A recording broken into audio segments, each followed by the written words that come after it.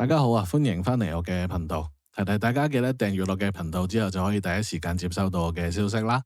上次條片呢，我就貼咗尾場啦，咁嗰晚全晚呢都係利後上嘅，新英雄放得咁好都爭啲輸埋啦。咁喺利後上嘅前提之下呢，去到最後嗰場大家都唔想走啦，咁啊搞到步速好慢啦。咁所以最尾嗰場呢，反而就造就咗啲擺喺前面嘅馬翻晒嚟啦。咁所以喜蓮勇敢最尾就贏咗馬啦。大浪淘田就全程冇遮擋啦，全程外碟啦，抵輸啦。咁喺咁嘅步速之下呢，追得好少少呢，就有銀進同埋競速威龍啦。競速威龍就揾到位啦，銀進就衝下冇位啦。咁呢兩隻馬下次都記得再跟進噶啦。閒財呢嘅表現就非常失望啦。我哋睇賽後報告呢，何澤堯同埋蘇偉賢呢都表示就坐騎令人失望嘅表現呢係未能夠提供任何解釋嘅。跟住就繼續揀場馬俾大家玩下。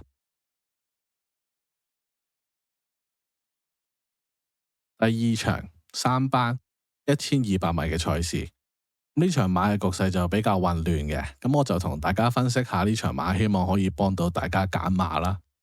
咁預計會擺喺前面走嘅馬呢，應該就係日馳千里啊、金牌活力啊、共創歡欣呢啲馬啦。咁步速預計就會偏慢些少啦。咁狀態比較差嘅馬呢，就有7號、9號、10號、11號、13號。咁科堂冇事咧，應該都係等落班噶啦，話埋佢啦。咁喺剩翻嘅馬入邊咧，我就揀咗幾隻馬俾大家參考下。首先係8號穿甲戰鷹，狀態幾好嘅。咁啊，蘇落嚟1200咧，希望佢可以賺到啲級數啦。睇翻佢近幾場嘅賽事咧，嗌到拿跑咧，就唔知係咪練馬師嘅指示定點啦。咁啊，兩場咧都係轉彎抽到出去外邊衝嘅，咁啊贏唔到啦。咁啊換咗班德禮跑啦。班德禮咧就肯埋欄慳住位跑啦，咁但係入到直路又塞車啦。咁你睇翻佢贏嗰場咧，其實佢都係走二碟嘅，但係入直路嗰陣咧，希威森就揀咗入邊等位啦。咁最尾其實佢都係自己夾硬撬個位出嚟咧，先贏到嘅。即係佢係需要慳埋衝一段咧，先贏到嗰種馬嚟嘅。咁今次就揾阿艾少禮跑啦，一檔啦，咁希望佢可以做到呢個部署啦。然後就係2號耀寶。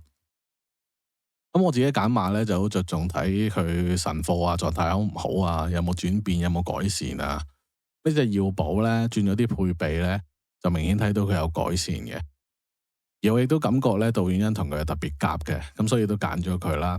然後就係6號太子，咁喺試閘咧見到佢咧係咁以比一比咧，啲反應都幾好嘅，好肯追馬嘅，咁啊即係都有進步啦，咁所以都揀咗佢啦。然後就係1號善澳滿貫。其實佢狀態就唔係十足嘅，今次咧仲要孭135磅。不過上次500幾蚊 win 嗰場咧，我都有貼佢嘅。係講緊初出自購馬插班轉彎抽到最出面，逢馬過馬咁贏。咁今次由黃寶嚟轉咗做蘇銘倫跑，上次11檔，今次7檔。咁會唔會大師傅嘅發揮可以走入邊慳翻多少咧？咁所以配腳我都有揀翻佢啦。咁其他可以留意嘅馬就喜蓮勁感啊、增強啊呢啲啦。咁剩翻冇提到嘅馬就係金牌活力同競進非凡啦。咁呢兩隻就狀態平穩啦，冇乜特別啦。咁如果想知道埋剩翻嘅場次我預測咗啲咩馬嘅朋友啊，或者想知道我哋臨場收到咩消息到咩馬嘅朋友啦，就可以加入我哋呼風喚雨嘅群組啦。畫面有我電話號碼喺度噶啦，歡迎發信息俾我查詢翻。咁就下個賽馬日再見，祝大家好運。